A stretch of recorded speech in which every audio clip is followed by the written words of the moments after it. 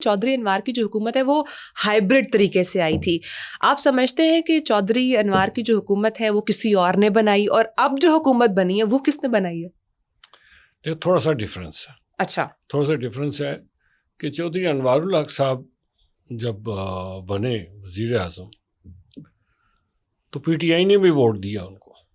ہاں, آزاد کشمیر کی تاریخ میں سب سے زیادہ ووٹ لے کر اسمبلی سے چودھری انوار الحق صاحب بنے, 48 ووٹ. 48.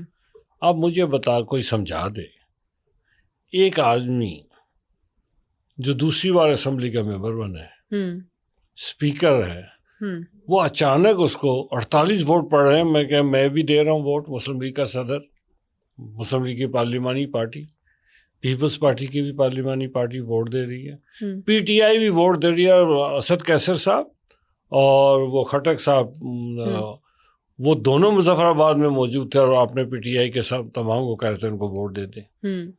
جیسے ہی وہ منتخب ہوئے تو مجھے کوئی اندازہ ہوا کہ یہ کوئی گڑبڑ سی لگ رہی, تو میں نے اپنی پوزیشن اپنی پارٹی کی وضاحت کر دی.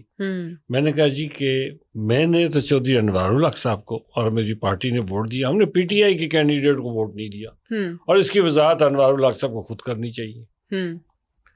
تو انہوں نے, موصوف نے, اسی وقت میری تقریر کے بعد اسمبلی میں کھڑے ہو کے کہا کہ میں پاکستان مسلم لیگ نون اور پیپلز پارٹی اور اپنے ساتھیوں کا شکر گزار ہوں, اور وزیر اعظم پاکستان اور پی ڈی ایم, اس وقت پی ڈی ایم کی گورنمنٹ تھی, ان کا میں شکر گزار ہوں. تو اس لیے کچھ نہ کچھ تو تھا جس کی پردہ داری ہو رہی تھی. اس بار جو ہوا یہ ایک پولیٹیکل پروسیس تھا. ٹھیک, یہ پولیٹیکل پروسیس ایسا تھا کہ اس پولیٹیکل پروسیس میں پیپلز انوار الحق صاحب جو تھے ان کے ساتھ لوگ نہیں رہ رہے تھے, اور گورننس کا برا حال تھا. تو ہوا یہ کہ پیپلز پارٹی نے لوگوں سے رابطہ کیا. جب ان سے رابطہ کیا, اور وہ جو فارورڈ بلاک میں پہنچے تھے ان کا مسئلہ یہ تھا کہ پی ٹی آئی نے ان سے اونرشپ ان کی ختم ہو گئی. obviously میرے پاس پاکستان مسلم لیگ میں ان کے لیے جگہ کوئی نہیں تھی, اس لیے کہ میرے پاس کینڈیڈیٹ پورے ہیں. ایک دو جگہ پہ ہیں, باقی تو ہر جگہ میرے پاس امیدوار پورے ہیں. اس کے مقابلے میں پیپلز پارٹی کے پاس امیدوار نہیں تھی, اور زیادہ تر لوگ جو ہے, ہم سے تو لوگ گئے نہیں تھے, وہ پیپلز پارٹی سے ہی وہاں گئے تھے. بالکل. تو مال متروکہ جو ہے پیپلز پارٹی نے برآمد کر لیا, برآمد کر کے انہوں نے حکومت بنا لی, اور ہمیں کہا گیا کہ جی آپ ہماری اپوزیشن میں نہیں, ہم سے پیپلز پارٹی نے کہا کہ آپ حکومت کا حصہ بنے. اچھا, تو ہمیں آفر کی, ہم نے اس سے معذرت کر لی. ٹھیک ہے. اچھا, آپ کیا سمجھتے ہیں کہ آپ کی جماعت سمیت جو دیگر جماعتیں ہیں جو اس وقت کشمیر میں کبھی اپوزیشن کے رول پر ہوتی ہیں, کبھی حکومت کے رول پر ہوتی ہیں, اپنے لوگوں کی شاید حقیقی ترجمانی نہیں کر سکے, اور اسی لیے لوگ اس وقت نان الیکٹڈ لوگوں کے پیچھے کھڑے ہیں؟ نہیں, یہ تجزیہ تھوڑا سا I would like to differ on this. Okay.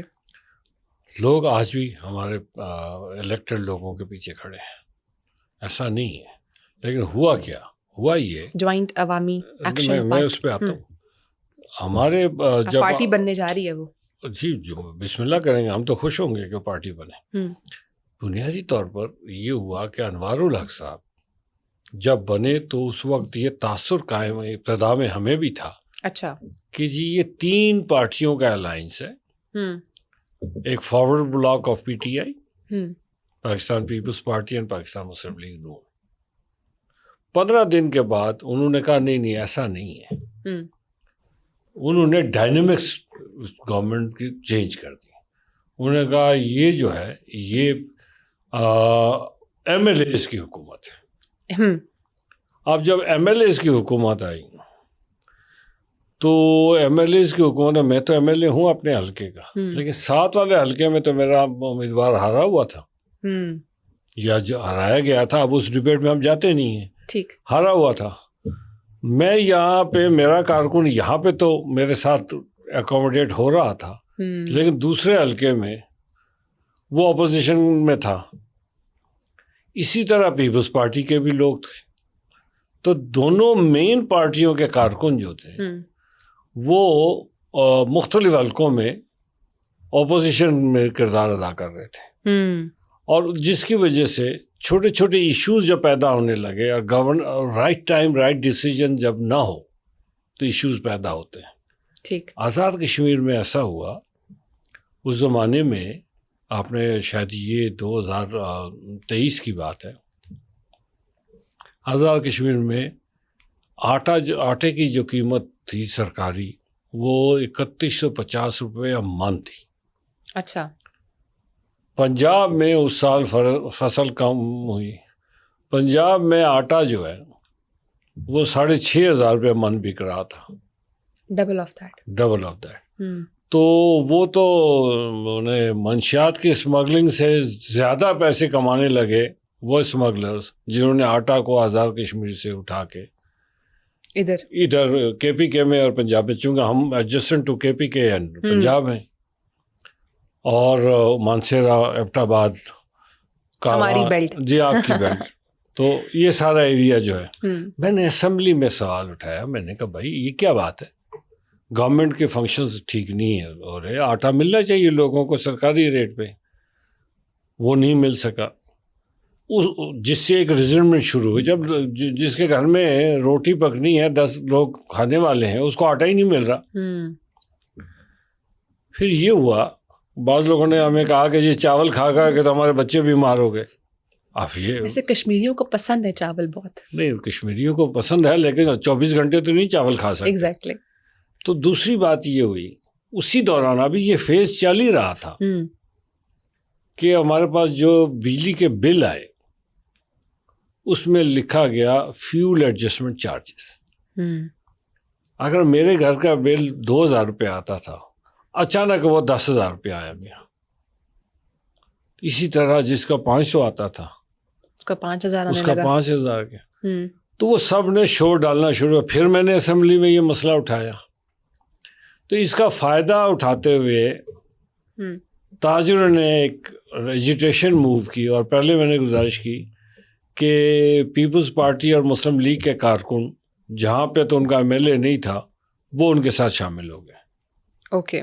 اب تھا یہ عوامی مطالبہ، میں بطور سیاستدان میں کیسے کہہ سکتا ہوں کہ جی آٹا نہ ملے، اور میں کیسے کہہ سکتا ہوں کہ بجلی جو ہے، چونکہ آزاد کشمیر میں بجلی تقریباً 4,000 میگا واٹ پیدا ہوتی ہے، تو میں فیول ایڈجسٹمنٹ چارجز کیسے دے دوں. تو یہ وہ ایشوز تھے جس کے بنیاد پر جوائنٹ عوامی ایکشن کمیٹی بنی.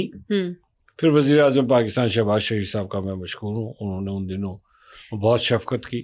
23 ارب روپے کا جو سبسڈی دی، جس کی وجہ سے وہ 2023 میں دی تھی. جی 23 میں یہ ہوا کہ وہ جیسے ہی وہ سبسڈی دی وہ معاملہ ختم ہوا، اور اس دوران کوئی FIRs وغیرہ کوئی ہوئی تھی کچھ لوگوں پہ. تو انوار الحق صاحب وزیر اعظم تھے، تو ان کے ساتھ جو معاہدہ ہوا اس میں یہ طے پایا تھا کہ ان کے FIRs وڈرا ہو جائیں گے، اور چھوٹے موٹے اور مسائل تھے. 1-2 نوجوان جو گولی لگنے سے دنیا سے چلے گئے، ان کے عزیزوں کو نوکریاں دینے کا اس قسم ان پہ عمل نہیں کیا.